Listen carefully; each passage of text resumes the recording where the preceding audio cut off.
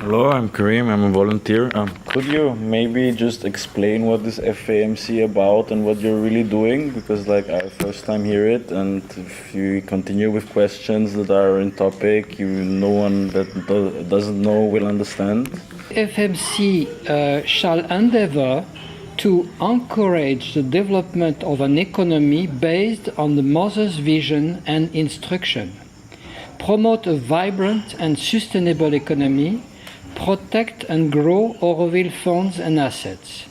This is a vision, and the mission is ensure that financial rules and regulation, both internal and external, are followed, ensure financial transparency, clarity and accountability, ensure that all funds and assets of Auroville are being managed in a responsible manner and are used to achieve the vision set out in the Charter of Auroville. Very briefly, our job is to ensure the transparent and effective management of the funds and assets of Auroville, and assets is the land, the buildings, mostly objective assets. That includes, for instance, the annual government grant, of which is almost 15 crores. And whether we like it or not, the Auroville Foundation of the Government of India is actually the legal owner of all the assets of Auroville. So we are responsible to that body as well, to the Auroville Foundation Governing Board and so on. So we have strengthened mechanisms to look after this 15 crore grant which comes, because that is somehow directly our responsibility to the governing board. What have been the obstacles? Which have been the problems that you have not been able to face as a group in this vision?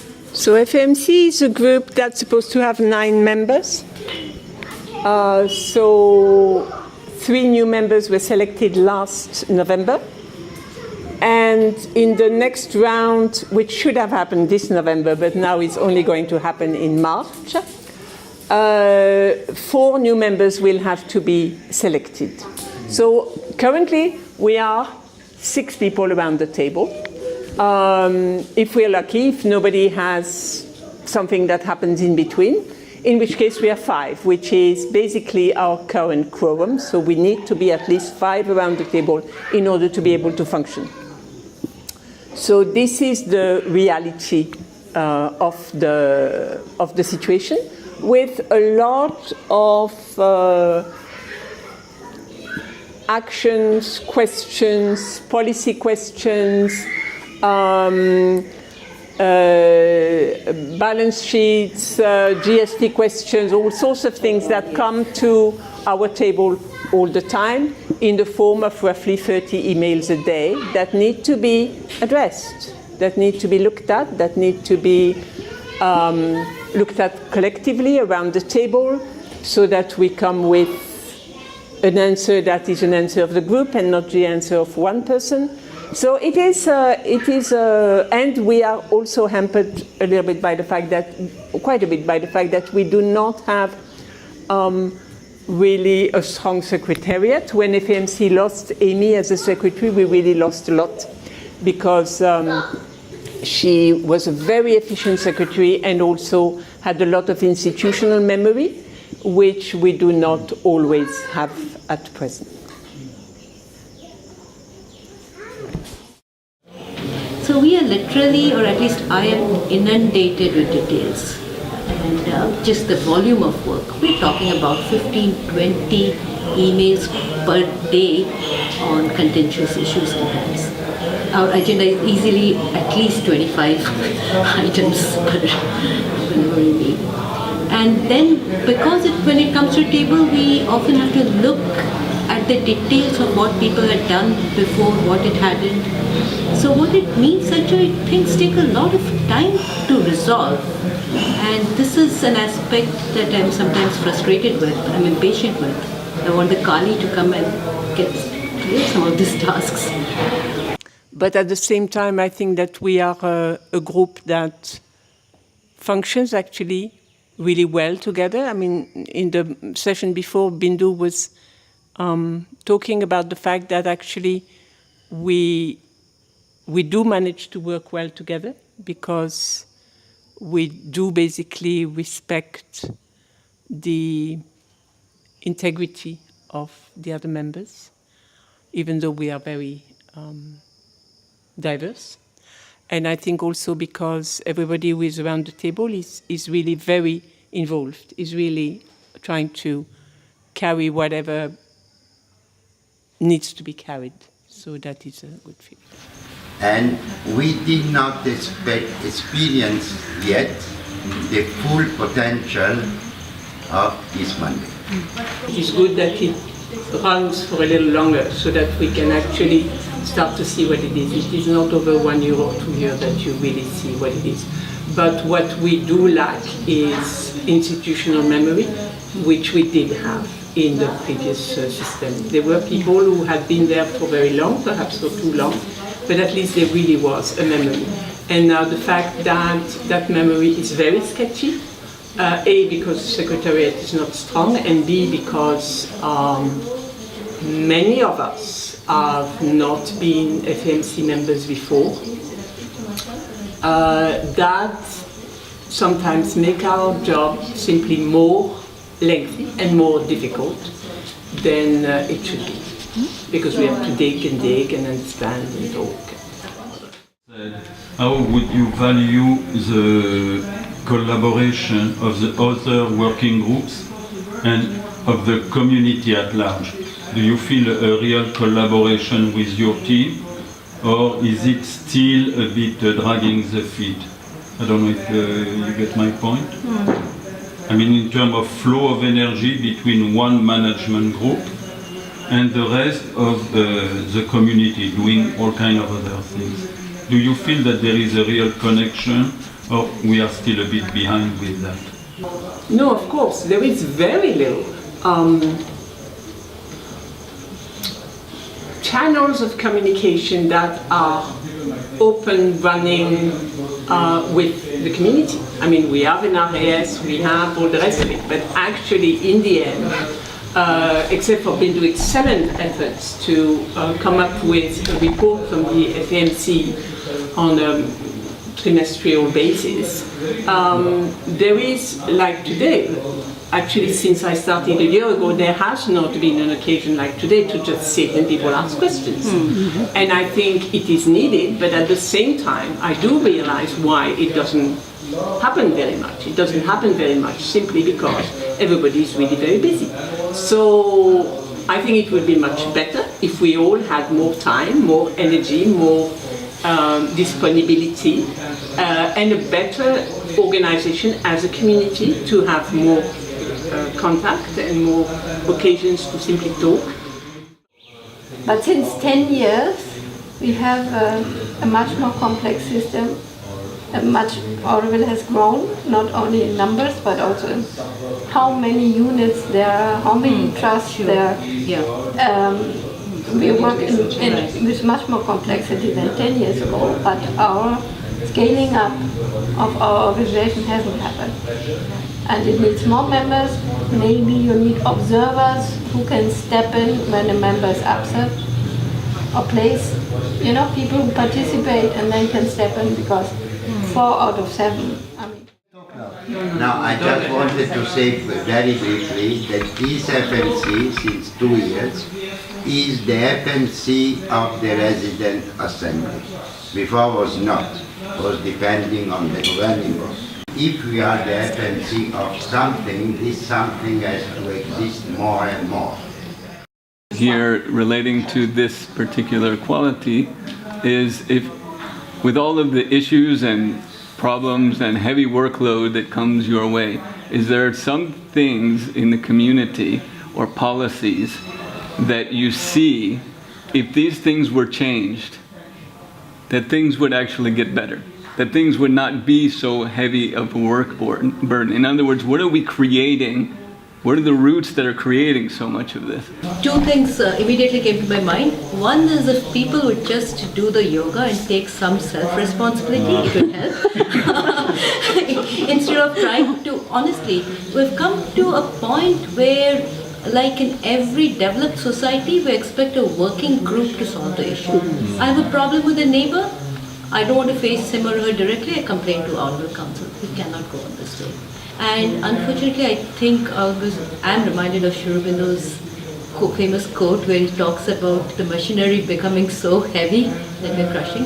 I think Auroville will come to that point. So I don't have answers, but we need to simplify decision making somehow in order to process the work faster and have more trust and dedication maybe in the smaller groups. That's a personal answer.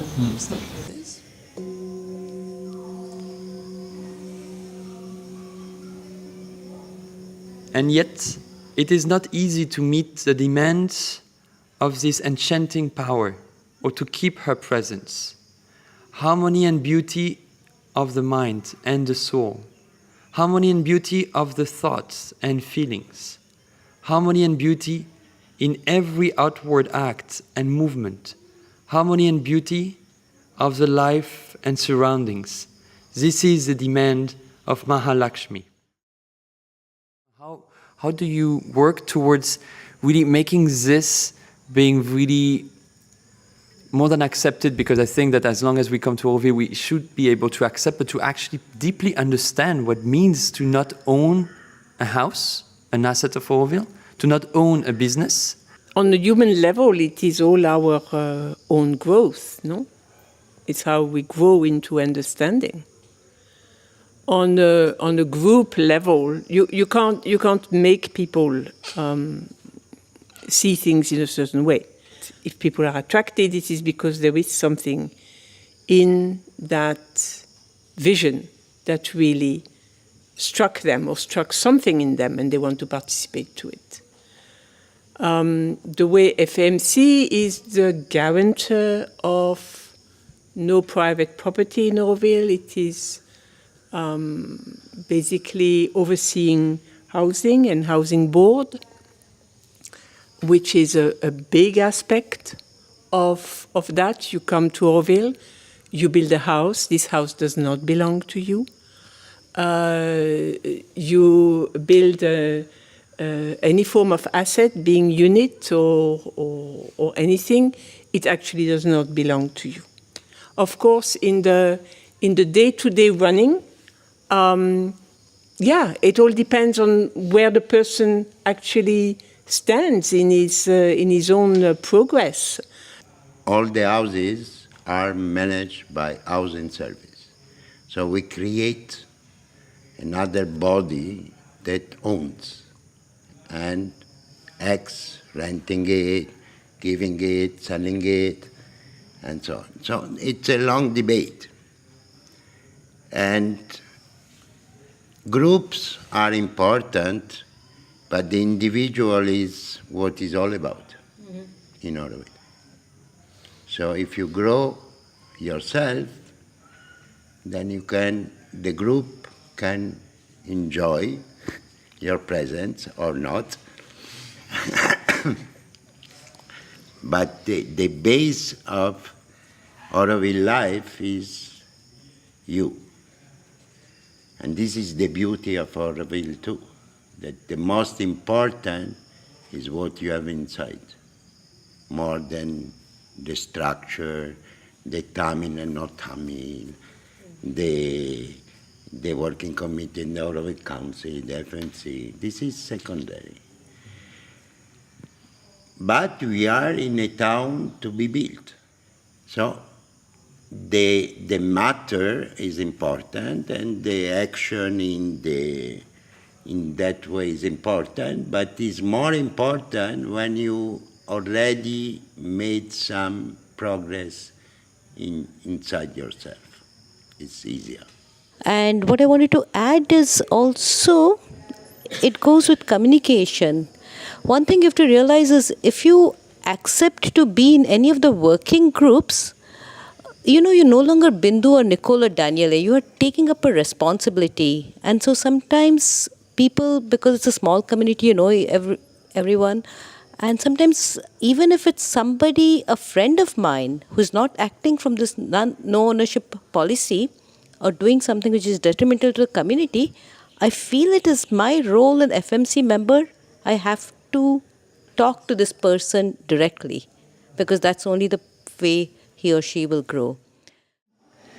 How we could improve exactly that subjectivity, because we try really to give everything in our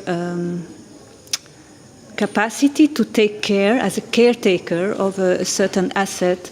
And then sometimes, because one doesn't fit into policies, I don't want to be personal, but it's out of personal experience, then one faces such projections on oneself and difficulties and rigidities because of policies, and there is no subjective space anymore.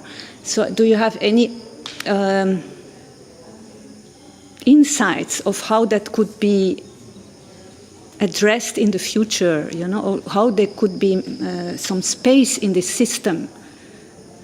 So we had something like that just a few days ago. And we looked at what is the current policy, and we all felt that in the light of the questions that were put to us, something had to be revised, had to be seen about this policy on different levels. So we decided that next time around, when we have a meeting where we can finally talk about policies, this was one of the things we were going to do. But at the same time, we very much decided against the fact of there and then making an exception for a particular case. Because around the table we had different opinions about what should be happening, but very much because why do we do an exception in this case and not in that case? So I think that on the level of the FAMC, it is very much a question of putting these policies again and again on the table and actually working on them and trying to perfect and trying to come to a better formulation of what needs to happen in order to allow growth and adherence to our ideals that gets more and more refined, and to keep these two elements together. To me, the policies and the put thinking boxes is valid, but not so much. Normally, policies are done after cases are proposed. There is a case, then to solve the case, you make policy. We all actually have given so much. Most of us have given almost all our savings to Auroville. And then when you feel, but we are not very good at still looking after people's needs. We're also here to make sure that everybody has their needs met. We're just not at the stage of growth, so sorry for that. How a community that is 50 years old, yes, have donation from all over the world, money from the government, land, people that work for nothing, and they have a mantra of no money. And when you come with idea of making money, it's destroyed. As I said over there, I think that one of the goals of the FMC is what you say. I'd like to share that a few years back when we had the retreat here, the Aroma Revi, who was into developing towns, urbanism, a sustainable way, he gave a presentation. And I had a kind of wake-up moment when he said, you want to build a city? Do you know how much money is needed? And he gave some numbers. And I was shocked. I thought just doing my service and doing my healing work was enough. And since 5 years I'm busy with fundraising for land. We need about $200 million, which is, for most people here, would be a miracle. For others, it's peanuts. The perception varies, you know. People who deal with money say, you are a new, unique project. You're the biggest and most encompassing project on the planet today. It should be no problem for you to get the money. this aspect of that we need money to develop Auroville seems to be a surprise to many residents, also to long-term residents. We don't want to think about this. So people ask me, so what is planned? What is the 5 years plan in Auroville? The investment plan, the development plan? The only answer I give is, we have a divine investor, but beside that we don't have investors, which is also fine, you know? There is an exercise that we actually went back to the community with this, how do you call it? This growing Auroville's economy sustainably, which is basically a question that was put to the entire community, soliciting ideas, soliciting plans, feasible plans, in order to grow the Auroville economy. And it is an ongoing process. The other aspect, which is what kind of society are we actually supposed to be manifesting here? What kind of internal economy? I'm not now talking about external economy, how to bring paisas. I'm talking about internal economy of Auroville. What kind of society and economy we are supposed to be manifesting here that is of interest to the world and that would bring actual interest and money supporting this unique experiment. Because it's one thing to say we are a unique experiment. It is another thing to actually demonstrably and in a unified way stand behind a different society. Are we really using the resources and the money that comes into our community in the wisest possible way, which would also attract more money into, or is it blocking us because we're not using it wisely? And the very specific question I have is about this policy, this old policy, which is about units contributing 33%. I understand that the units have their own perspective and perception and needs and all of that. But at the same time, I feel like there's a great insincerity in this 33%. So 33% minimum. 33% minimum. So, for instance, I don't do 33%. It's a minimum. It's a minimum, and Nicole does too. In their way. Why is there a minimum? Why a minimum? Why a minimum? Why? But I mean, why not? You want a clear answer? No, because, okay. Not 90% minimum. Because this will kill the economy. Because what is left is reinvested. What it goes through you, some has to be spent by the collective, and some is there to improve facilities for everybody. A beach, free, or whatever. He's deciding the one that creates it. If you want, that's the problem. You run tanto, starting now. Starting now. You go. I'm out. Yeah. You go. You do what you want. Auroville is a very, very different experiment than the ashram, where the income generating units give all of their money in, and in turn, they have a very centralized system. They get fully supported. Ashram farms are fully supported. Auroville farmers struggle like hell. And the thing is, our base has been a decentralized economy because it's from the individuality we're trying to find a greater harmony. So I'm also here with Daniel. You cannot have a centralized body then taking over how do you look after a beach where Daniel is living, that he's keeping litter free and keeping it safe for us. And very often, which is, all these things are always in dichotomy. It is very often, of course, when people help to create a beautiful forest, a beautiful beach, they also maintain it, and those people on the ground actually know their job best and would rather even trust them to do their work. We did not come here for rules. We really came here to grow. So if it's out of generosity. If out of generosity, Daniel and Nicole give more of the unit's profits to Auroville, it helps them to grow, it helps Auroville to grow. And that's the base of the experiment I would like. When we see the community, the list of units and how much they contribute, there is always a lot of units who don't contribute at all. And just curious, what is the FAMC's attitude towards this? And a lot of it is related to the fact that we all had to become legal. Means that even if you have an activity that once a year does a little bit of editing for somebody, and you actually have a money exchange about that, you need to be an activity under an umbrella.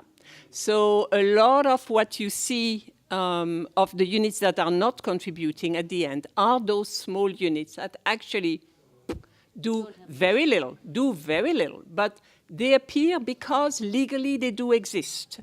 And of course, not all the ones that are not contributing fall into that category, but that is really the maximum. What the FAMC is really concentrating in, together with BCC, is to actually really, and together with the ABC, is to really fairly have balance sheets that reflect what is happening in the unit, and that the contributions actually do come to the common pot in a fair way.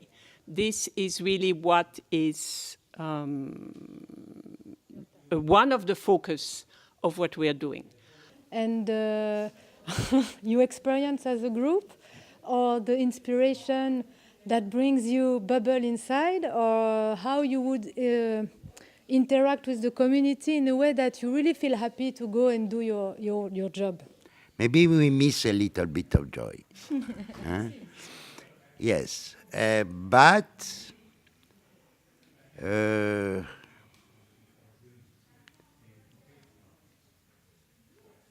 the feeling that everybody is here for Auroville is there, with different point of view. But I think that in this group, everybody is sincere regarding this. It brings some good feeling, even when you have some struggle. But what's beautiful is when suddenly you grow because you have understood a different point of view, and you all come to a common understanding. When we have team spirit within FMC, that really, I feel good. Imperial Maheshwari is seated in the wideness above the thinking mind and will, and sublimates and greatens them into wisdom and largeness, or floods with a splendor beyond them. But her compassion does not blind her wisdom or turn her action from the course decreed. For the truth of things in her is her one concern, knowledge, her center of power, and to build our soul and our nature into the divine truth, her mission and her labor.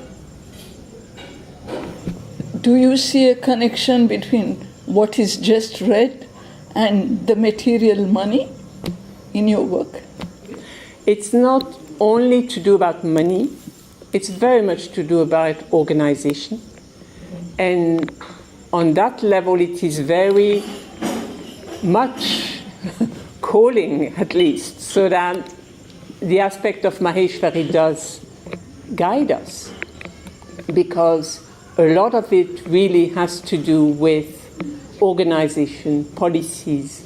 How is the organization of Auroville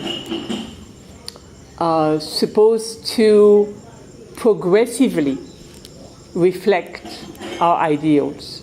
When I heard that phrase, Imperial Maheshwari is seated above the thinking mind, so I felt very disqualified for this job, that we're not, I'm definitely not seated above the thinking mind. I think one thing that's been really nice about the new FMC is, because it's an unrepresentative group, I feel all my colleagues around the table don't have an agenda. They're not trying to drive something. They're not representing the farms or the forests or the housing or sire. So, and we have very diverse points of view, but at least I feel that they have integrity. How do you reconcile this thing that Auroville is a very conservative situation economically in terms of investment?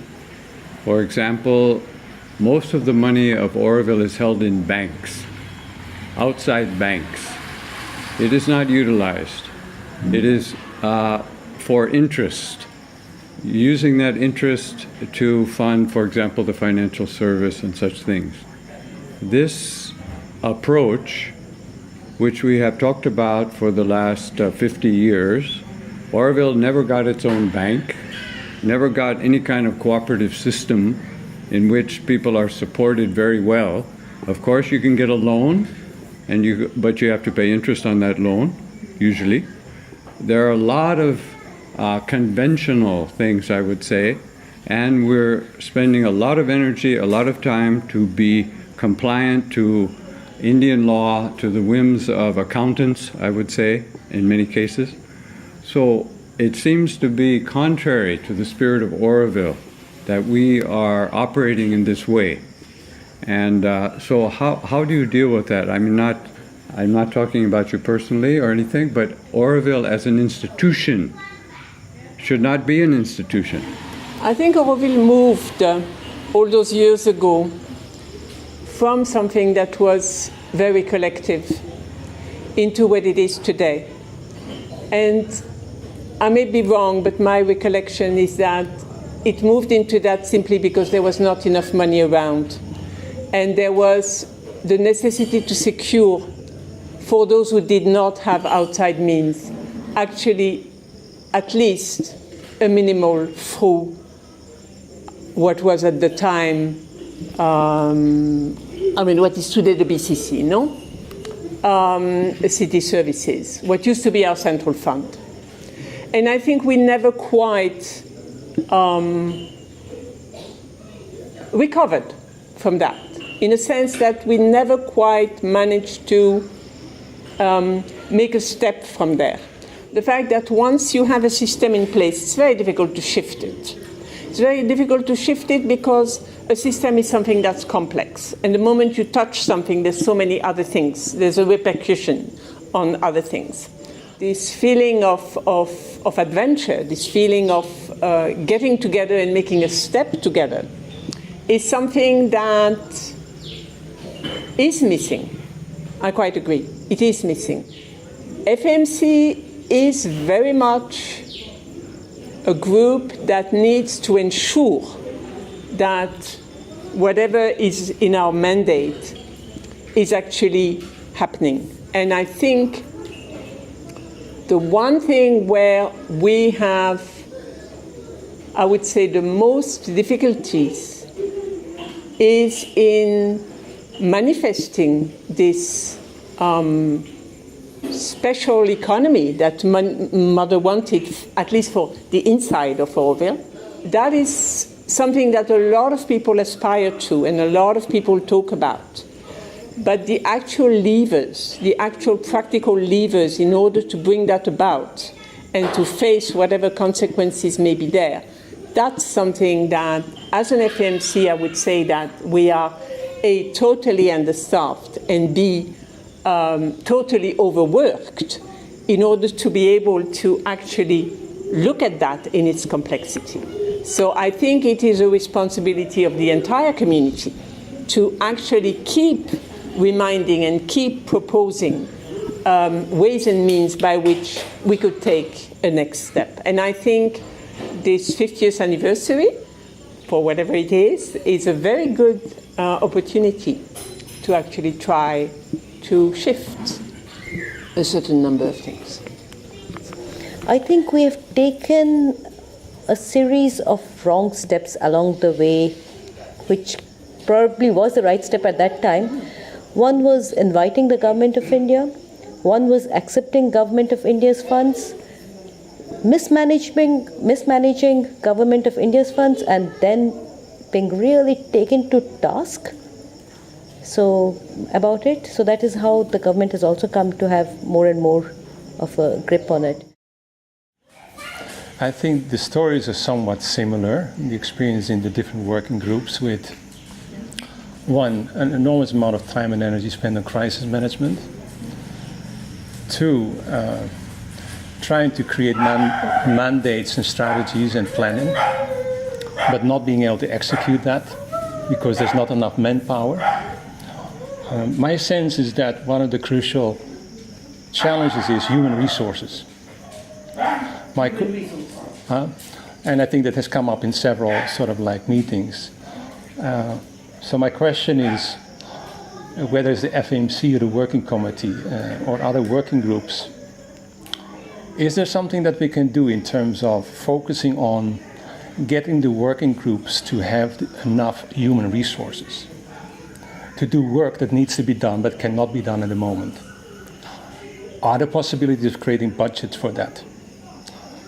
What is your thinking about that, and what are your strategies? You see, when the new mandate of FAMC was worked on, whenever it was 2 years ago, before Bindu joined, FAMC was thought to be needing 3 secretaries. So that went proudly into the mandate. FAMC will have 3 secretaries.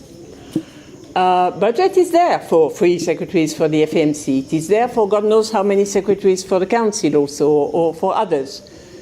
That does not create the human resources. That does not create the human resources. Auroville is a place that fundamentally lacks capable secretaries. It is really one of the lack. I mean, you know, I've been sitting in groups for as long as I can remember, and it is really something that most of the time it is the members who have to assume the work of the secretary in the sense of the final work of really expressing things, really sort of answering in a way that will not down the line, again, create more problems because of misunderstanding or anything like that. So this is really something where we have a bit of a problem. Of course, you're overwhelmed with your work, but do you see the possibility that, or is it on the table already, that we need a focus group just to discuss about strategic planning, 10 years, 50 years, where are we going now? I think that there are currently a number of people in the community who have seen the need to have more of a strategic planning and looking at the difficulties that units and others may be encountering in order to help them to grow. The actual situation that we are in Auroville is very much a situation that we've come here to do a yoga.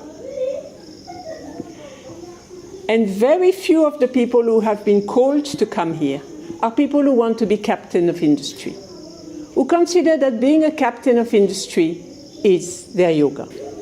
It is only people who will have the capacity to really create units and endeavors that manifest money, that are going to be a game changer in Auroville being its own money manifester, I would say.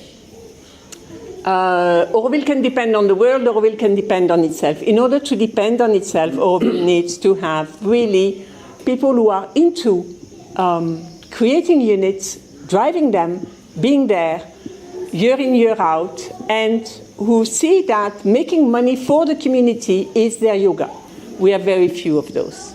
And whatever strategic planning we may be doing, whatever help we may be giving to people, in the end, the enormous majority of the units of Auroville have been created either for perfection in matter.